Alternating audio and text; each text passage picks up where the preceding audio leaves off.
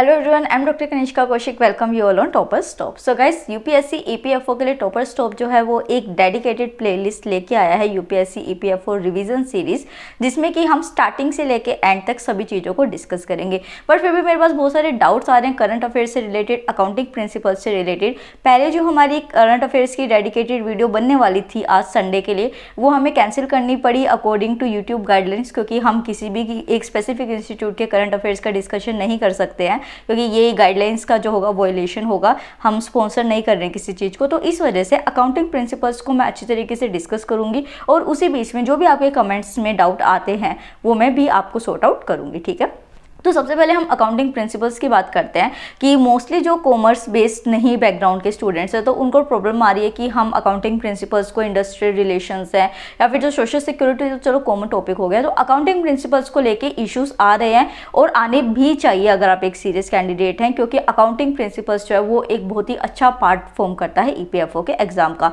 हम अपना जो बेस लेके चलेंगे इस वीडियो के लिए, वो हम 2017 के एग्जाम को लेके चलेंगे।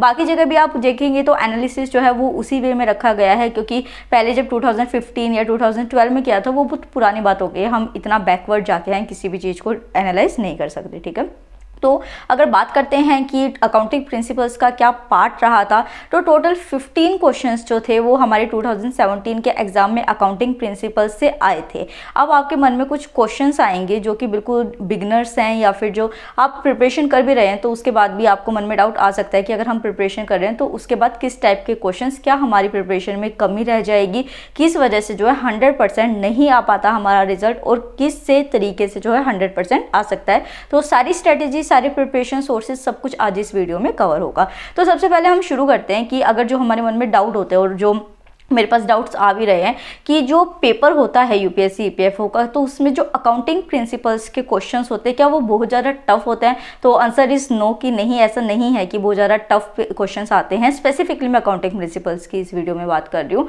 दूसरा क्वेश्चन आता है कि क्या जो क्वेश्चन है वो न्यूमेरिकल बेसिस, क्योंकि हमें पता है कि जो कॉमर्स टाइप के जो स्टूडेंट्स होंगे उनको पता होगा कि न्यूमेरिकल बेस्ड क्वेश्चन जो है वो हमारे एनसीईआरटीज में दे रखे हैं, तो क्या उस तरीके के क्वेश्चन आते हैं? नहीं, ऐसा नहीं होता है कि न्यूमेरिकल बेस्ड क्वेश्चन है। हार्डली अगर एक या दो क्वेश्चन न्यूमेरिकल बेस्ड आ भी जाता है तो वो बहुत सिंपल लेवल का होता है। मोस्टली जो क्वेश्चंस आपके आते हैं वो कंसेप्ट बेस्ड क्वेश्चंस आते हैं।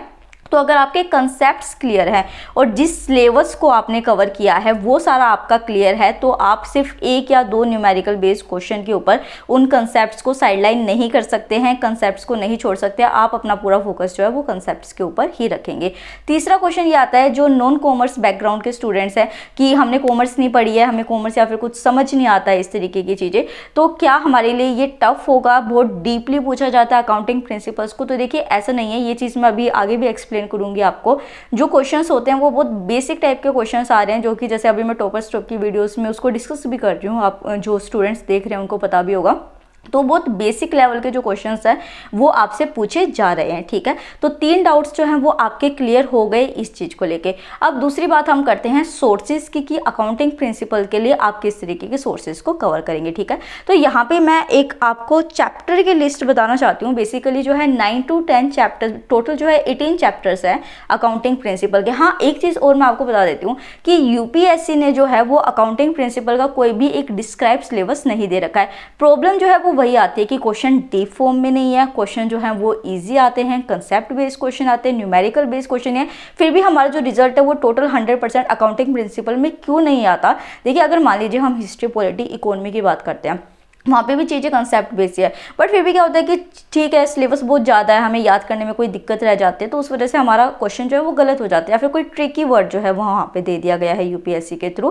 पहली बात तो ये कि ये जो पेपर है ईपीएफओ का, ये उस यूपीएससी के स्टैंडर्ड जितना टफ नहीं है जितना कि सिविल सर्विसेज या यूपीएससी के और कोई एग्जाम होते हैं। तो ये आपके लिए एक गोल्डन अपॉर्चुनिटी है अगर आप इतने लिमिटेड सिलेबस में कर पा रहे हैं। पर प्रॉब्लम क्या है कि यूपीएससी ने जो है वो बस दे रखा है अकाउंटिंग प्रिंसिपल, सिलेबस के अंदर कोई डिस्क्रिप्शन नहीं दे रखा है कि किस तरीके से आपको करना है, किस टॉपिक से ज़्यादा पूछा जाएगा, किस से नहीं पूछा जाएगा, कोई एक्सप्लेनेशन नहीं है सिलेबस की।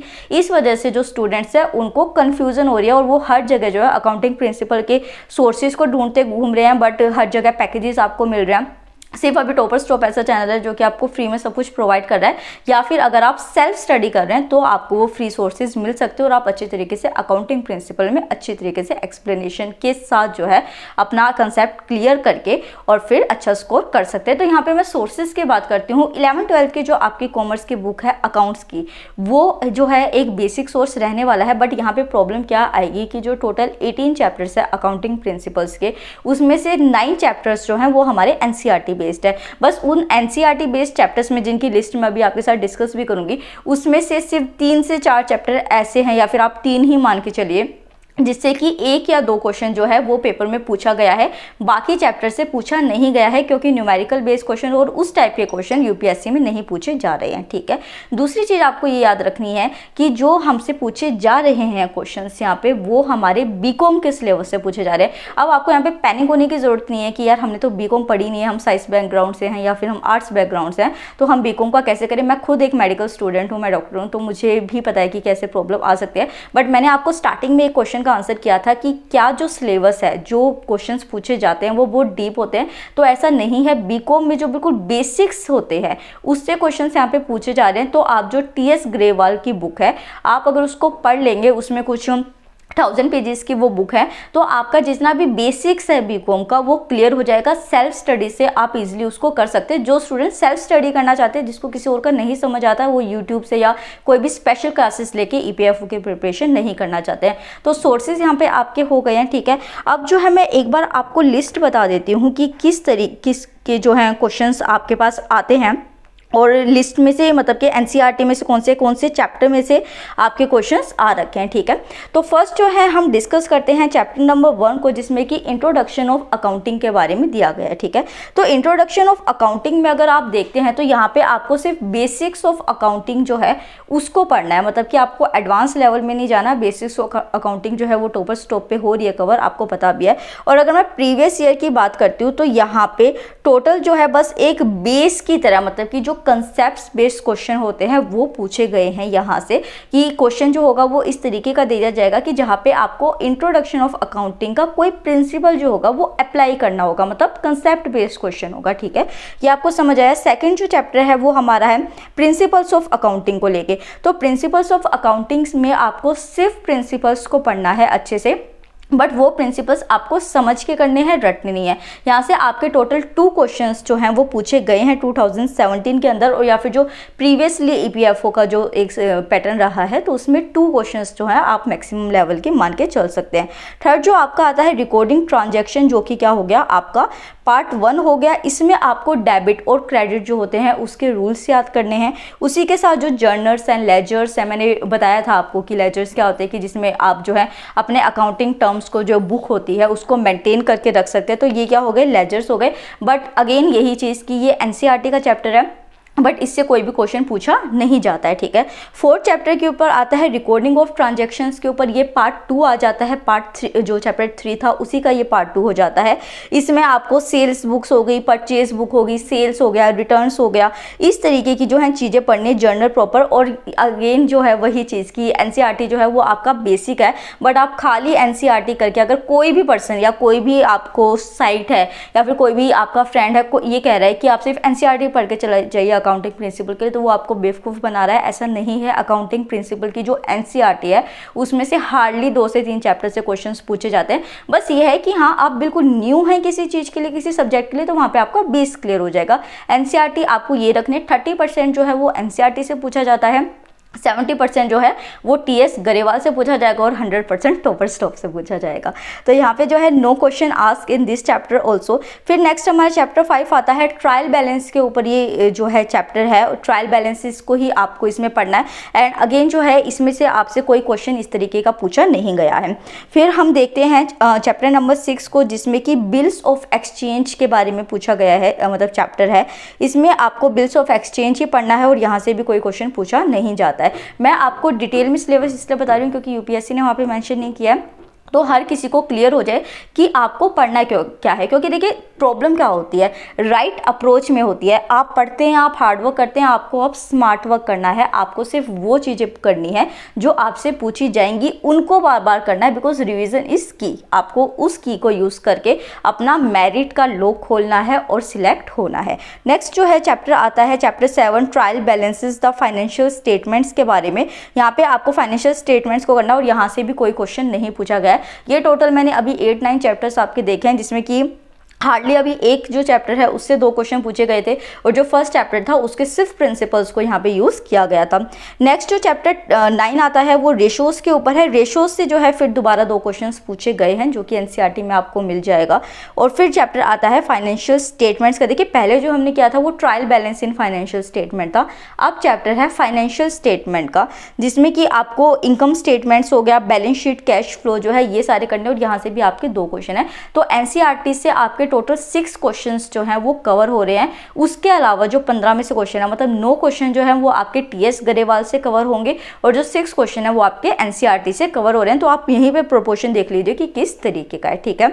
फिर चैप्टर आता है अकाउंटिंग फॉर शेयर कैपिटल। यहाँ पे जो जर्नल्स होते हैं, जर्नल्स का बेसिक्स वहाँ पे एक्सप्लेनेशन किया गया है, वो आपको पढ़ना है। आपको इस चैप्टर के डीप में जाके नहीं घुसना है, क्योंकि ये आपका बीकॉम के चैप्टर शुरू हो जाते हैं। फर्स्ट या सेकंड ईयर में है, ये मेरे को नहीं पता, बीकॉम के जो स्टूडेंट्स होंगे उनको पता होगा, बट जो है ये चैप्टर है। बट इससे भी कोई जो क्वेश्चन है वो नहीं पूछे गए हैं, तो ये वाला चैप्टर भी आप टोटली स्किप कर सकते हैं। नेक्स्ट जो क्वेश्चन आते हैं कि जो अकाउंटिंग स्टैंडर्ड्स के ऊपर है, अकाउंटिंग स्टैंडर्ड्स के ऊपर क्वेश्चन है, बट आपको अकाउंटिंग स्टैंडर्ड्स के बेसिक्स को याद करना है, डीप में आपको बिल्कुल भी नहीं जाना है।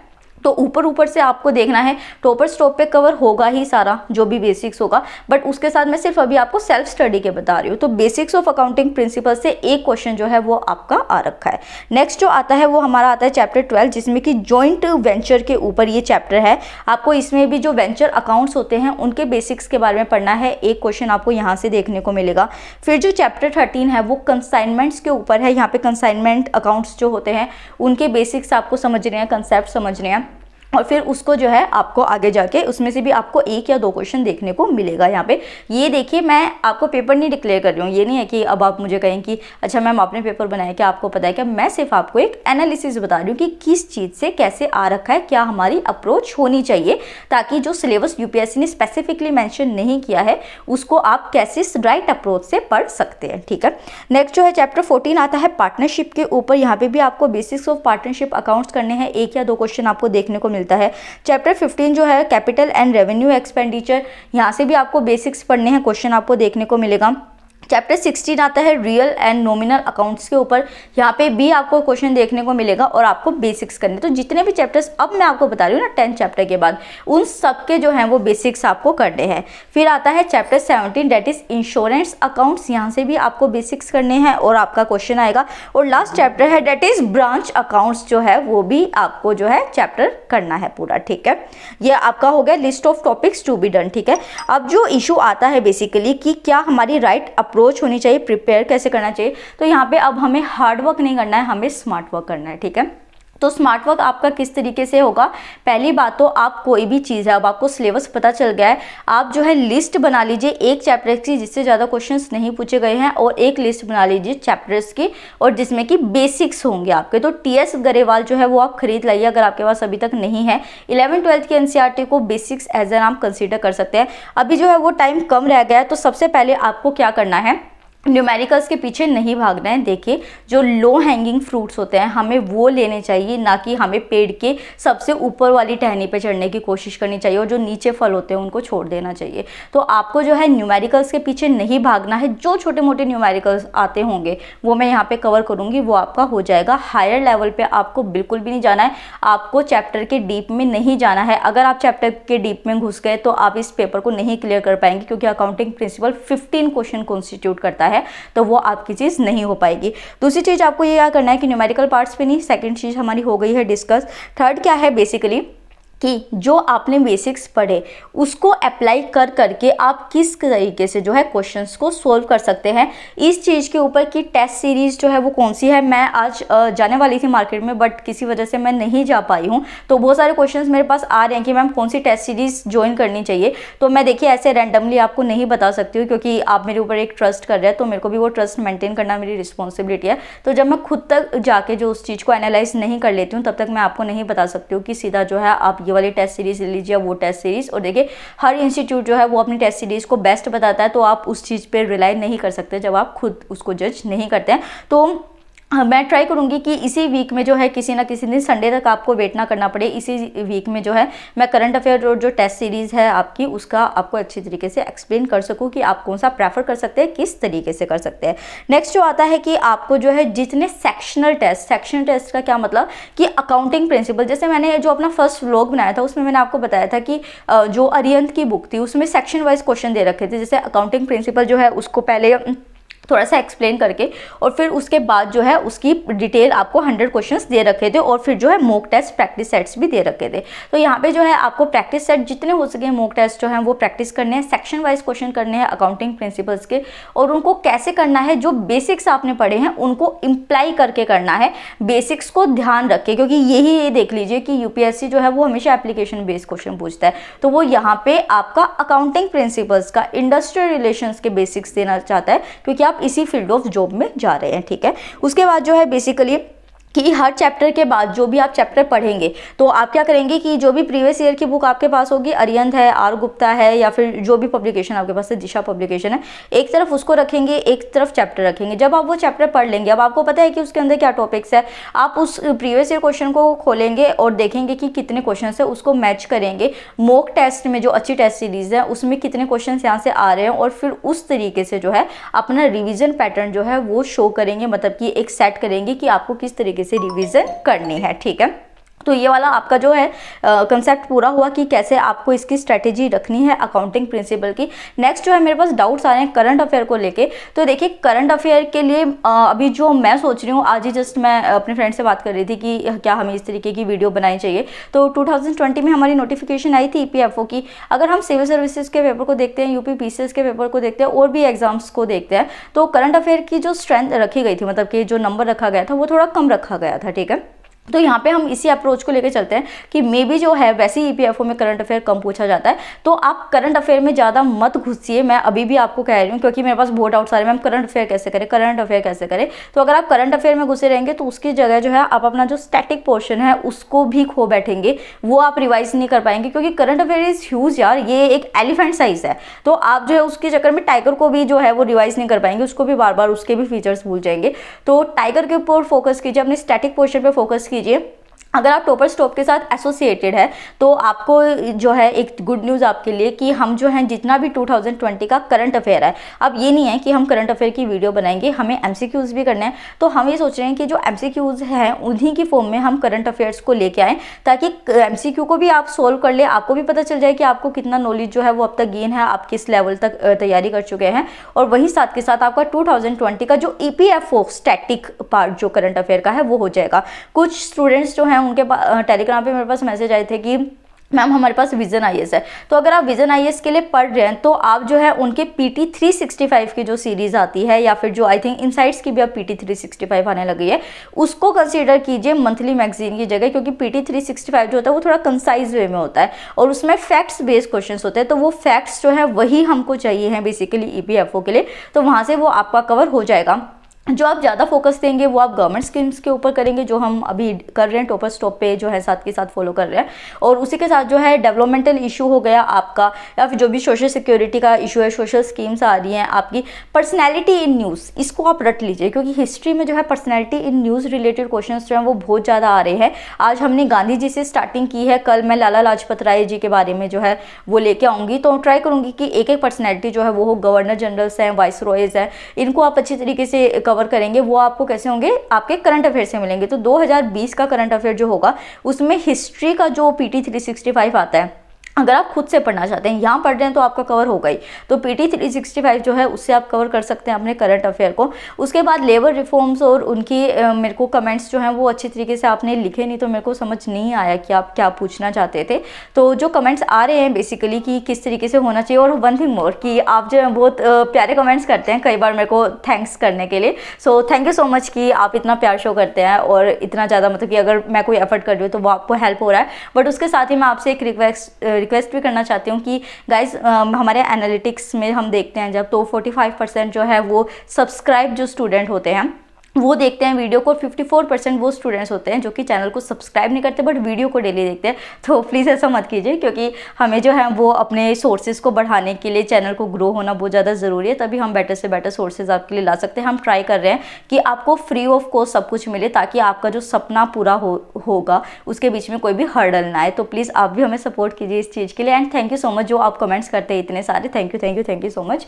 एंड उसके साथ जो है अकाउंटिंग प्रिंसिपल्स का इतना ही है आज। आई होप आपको ये वीडियो पसंद आई होगी, आपको हेल्प भी होगा। उसके अलावा अगर आप कोई वीडियो देखना चाहते हैं, वन थिंग मोर की कुछ स्टूडेंट्स जो है वो EPFO के लिए शायद PCS के लिए भी प्रिपेयर कर रहे हैं या UPSC सिविल सर्विसेज के लिए भी प्रिपेयर कर रहे हैं। तो वो जो स्टूडेंट्स हैं वो मेरे को बता सकते हैं कि अगर आप ऐसी कोई वीडियो देखना चाहते हैं कि EPFO के साथ जो है उन दोनों एग्जाम्स के लिए भी कैसे प्रिपेयर करना है, तो मैं शायद नेक्स्ट संडे को जो है वो वीडियो आपकी लेके आऊँगी। तो और जो है आपके डाउट्स वो मैं कमेंट्स, अभी मेरे पास नहीं है फ़ोन से ही शूट हो रहा है, तो अगर जितने भी कमेंट्स आपके होंगे नेक्स्ट संडे को मैं वो कमेंट्स भी लूँगी, क्योंकि 1 फ़रवरी से जो है वो मेरी अगेन अभी तक मैं वर्क फ्रॉम होम कर रही थी, बट मेरी ऑफलाइन क्लासेस जो हैं वो शुरू हो रही है, मेरी जॉब जो है वो ऑफलाइन वे में शुरू हो रही है। तो 1 फ़रवरी के बाद जो है वो मैं थोड़ा सा शायद कमेंट सेक्शन में आंसर आपको ना कर पाऊँ, तो मैं ट्राई करूँगी कि संडे की वीडियो को मैं वो सारा कवर कर सकूँ। तो अगेन रिक्वेस्ट है कि यार प्लीज़ सब्सक्राइब करो चैनल को और उसके बाद ही वीडियो को देखो, उसमें आपका भी बेनिफिट है, मेरा भी बेनिफिट है। तो आई होप आपको ये वीडियो पसंद आई होगी। Thank you so much.